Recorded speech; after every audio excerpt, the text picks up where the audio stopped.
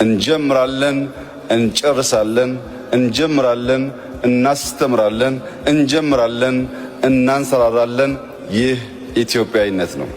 መትከል ምግብም ነው፣ ውበትም ነው። የምንተክለው ምግባችንን ነው። የምንተክለው ለዓይናችን የሚያምር የሚመችን መስክ ለማየትም ጭምር ነው። ባለፉት ዓመታት ከ20 ሚሊዮን በላይ ኢትዮጵያውያን ተሰናስለው ለዚህ ህልም ባይተጉ ኖሮ 5 ወይም 10 ሚሊዮን ቢሆኑ ቁጥሩ 50 ቢሊዮን መድረስ አይችልም። 50 የደረስነው ቢሊየንስ ኢንቨስት አድርገን ሳይሆን ቢሊየን ቅልቦችን ደምረን ነው። በዚህም የአፈር መሸርሸር ቀንሷል ሲባል የኢትዮጵያ እንደ ሀገር ኤግዚስት ማድረግ ተስፋ አለው ማለት ነው። እየተከልን ሀገር እያለበስን አፈር እንዳይሸረሸር የተከላከልን ምግባችን እየተከልን ስለምንሄድ ከፍተኛ ፋይዳ ያለው